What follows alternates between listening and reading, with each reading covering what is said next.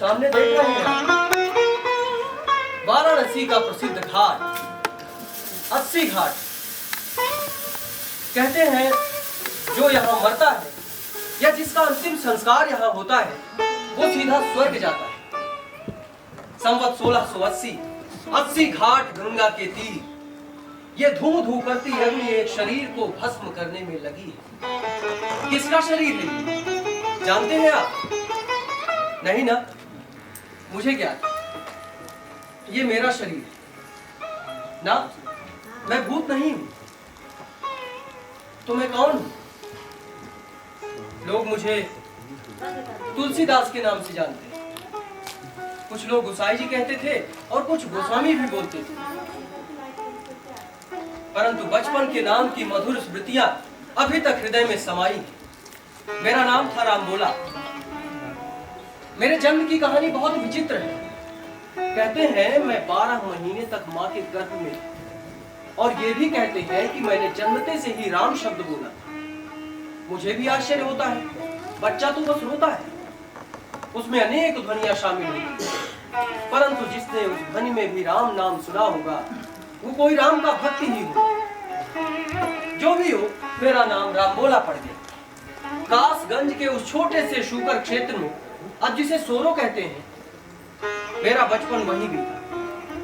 मेरे लिए कहा गया था कि मैंने अमूल नक्षत्र में जन्म लिया है और इस नक्षत्र में जन्म लेने वाला बच्चा अपने परिवार के लिए घातक भी हो सकता है। मेरे पिता आत्माराम मेरे जन्म को लेकर बहुत चिंतित थे। एक तो कृषकाय माँ हुलसी और लंबे समय का गर्भधारण। पंडित जी, ओ पंडित जी, बधाई हो पंडित जी, बधाई हो।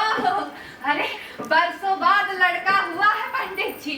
और एक बात मैं पहले से बता देती हूँ, इस बार मैं कड़े लूंगी और भाई वो भी सोने के। बधाई हो पंडित जी, बधाई हो। वन चलाने वाला आ गया, अब तो आपकी सारी चिंता दूर हुई। तो है पंडित जी। पंडित जी तुम्हारा तो जन्म सफल हो गया। पंडित जी अब तो बस मिठाई खिला दो। अरे हाँ भैया, सबको मिठाई मिलेगी। अवसर ही तो प्रभु ने ऐसा दिया है। अरे हाँ भाई, जन्म सफल हो गया है, बरसों की साथ पूरी हो गई है। पंडित जी, ओ पंडित जी, क्या है? पंडित जी स्थिति ठीक नहीं है, वैद्य जी को बुलवा लो। क्यों? क्या हुआ? क्या बात है? है पंडित जी। कौन बच्चा? अरे नहीं पंडित जी, बच्चे की माँ। परंतु जब बच्चे की माँ ही ठीक नहीं रहेगा तो पालेगा कौन? जाओ जल्दी से वैद्य जी को बुलाओ। जाओ जाओ जाओ। कहा हो पंडित जी, वैद्य कहाँ बुलाए? सब कुशल मंगल तो है ना? अरे बच्चे की माँ चेत हो गई है। महाराज, पर स्त्री के लिए कोई ऐसे वियोग करता है क्या? अरे वो स्त्री है, उनका कुछ नहीं होगा, वो ठीक हो जाएगी। डरो मत आत्माराम भैया, फिर भगवान सबका भला करता है। भला उसकी इच्छा के बिना कुछ हो सकता है? लो कर लो बात। पंडित जी, वैद्य जी नहीं मिले। तुलसी, तुलसी, नहीं नहीं नहीं नहीं नहीं। धीरज धरो आत्माराम। आत्माराम, अरे सुन रहे हो? सुनो तो। धीरज धरो आत्माराम, धीरज धरो। सब प्रभु की माया है, अब तो आपको ही सब कुछ करना है पंडित जी। कौन? तू चली गई? महाराज क्या हुआ महाराज? आप हंस क्यों रहे महाराज? अरे आत्माराम, धीरज धरो और महाराज से पूछो वो हंस क्यों रहे? उनकी हंसी में मुझे व्याकुलता दिख रही है। महाराज आत्माराम भैया स्त्री वियोग में है, अब आप ही कृपा कीजिए। ये शोक तो स्वाभाविक है गंगा दयाल। हाथ की बड़ा प्रबल, बड़ा बलवान। अरे उसके आगे तो मान दाता और अंतिदेव की भी नहीं चली, तो आत्माराम है ही क्या? मैं क्या करूं पंडित जी, मैं क्या करूं? भगवान ही ने तो दिया था, इधर दिया और इधर छीन लिया, छीन लिया। छीन लिया? अरे तू क्या देव से भी अधिक बलवान है? जानता है जब बालक का जन्म होता है तो वो मुट्ठी बांधकर क्यों आता है? नहीं जानता ना तो सुन, वो अपने हाथ में हाथ की लकीरों को लेकर आता है, वही लकीरें जो विधाता अपने हाथों से लिखता है। प्राणी आता है, रेखाएं उसे नचाती हैं और एक दिन वो मुट्ठी खोलकर चला जाता है। सुनता है ये मृत्यु रो रही है, और यही इस मूल में जन्मे बालक का दुर्भाग्य।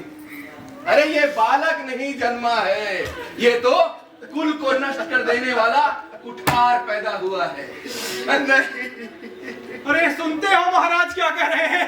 नहीं भगवान, ऐसा ना कहें, ये अनर्थ कह रहे हैं। नहीं नहीं नहीं, महाराज से भूल हो गई। वे नहीं जानते कि वे क्या कह रहे हैं। अरे जन्म देने वाला तो भगवान है। कौन है जो इस संसार में आकर नहीं मरता है? कहां गए वे लोग जो अमर रहना चाहते थे? सब एक न एक दिन इस संसार को छोड़कर चले जाते हैं। सब अपने भाग्य से जीते हैं पंडित जी, और अपने ही भाग्य से मरते हैं।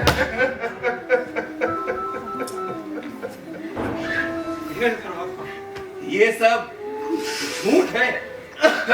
घर में स्त्री का शव रखा है और तू दुराचारी शास्त्रों की बातों को झूठा ठहरा रहा है। अरे तेरे ही पापों के कारण तेरे घर में राक्षस पैदा हुआ है, जो एक दिन पूरे कुल को खा जाए। और जो व्यक्ति सिर्फ चारवाक्य को ही मानता है, मैं उससे कोई बहस नहीं करना चाहता। महाराज शांत हो जाइए। आत्माराम भैया वेद पाठी ब्राह्मण है। माना कि स्त्री वियोग में अपने आप को भूल गए हैं, लेकिन वे अपने कर्तव्य व धर्म को कभी ना भूल पाएंगे। वे वेद के बताए राजमार्ग पर चलेंगे और शास्त्रों के विरुद्ध नहीं जाएंगे। गंगा दयाल, तुम भी क्या देखते हो पंडित? वही थी तुम्हारी तुलसी, मेरी भाभी। कितने अच्छे स्वभाव की धर्मनिष्ठा एवं पवित्र देवी थी मेरे भैया। कितने अच्छे स्वभाव की धर्मनिष्ठा एवं पवित्र देवी। मेरे भैया वो कहाँ गए? भैया, हमारी तुलसी सो गई भैया, सो गई। मेरे भैया वो सोई नहीं है, उसका शरीर मिट्टी हो गया। अब उसे अमर घटने जाने की बेला आ गई। इस पापी संतान को जन्म देने वाली वो मर गई मेरे भैया, वो मर गई। और उसका इस कुलनाशक से इतना ही संबंध। ऐसा न कहो विशंबर भैया,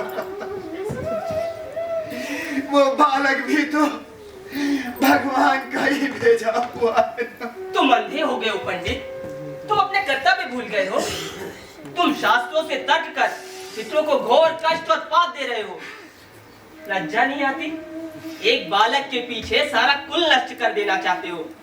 तुम्हारी इस मूर्खता से तुम ही नहीं, तुम्हारा घर ही नहीं, अपितु सारा पड़ोस भस्मीभूत हो जाएगा। तुम्हें इस पुत्र का त्याग करना ही होगा। किसका त्याग? अपने कलेजे के टुकड़े का त्याग मैं नहीं कर सकता। नहीं, पुत्र का नहीं, इस मांस पिंड का त्याग, जो आते ही अपनी मां को खा गया और एक दिन तुम सबको खा जाएगा, और अंत में तुम्हें भी। कहाँ है वो बालक? ले आओ उसे। महाराज, दुनियादारी बच्चे को लेकर भाग गई। क्या?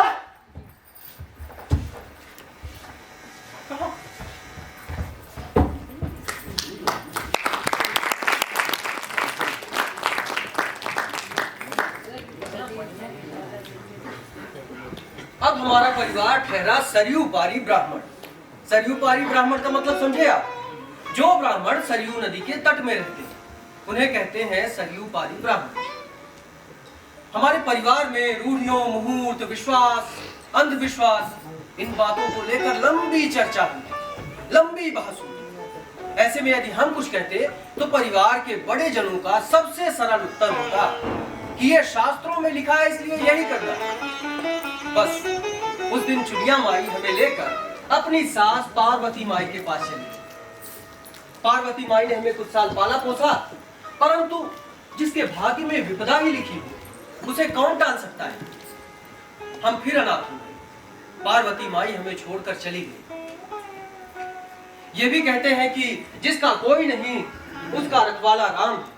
एक दिन हमारे परम गुरु नारायण दास जी की कृपा दृष्टि मुझ पर पड़ गई। वो हमें अपने आश्रम ले गए।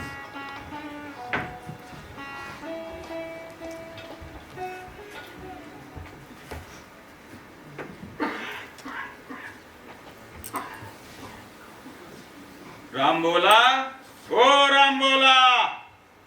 नंददास, तनिक राम बोला को ढूंढिएगा, कहाँ है वो?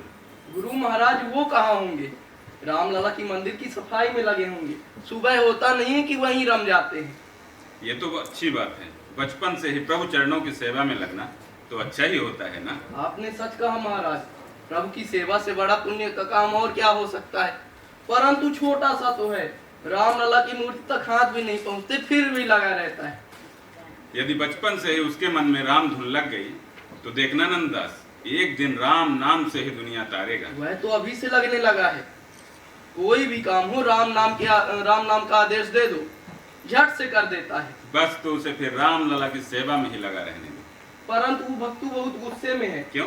कहता है महंत जी ने रामलला की सेवा का आदेश हमें दिया है और ये कल का है बचुआ हमारी सेवा में बाधा डाल रहा है। वो देखिए, वो इधर ही आ रहा है।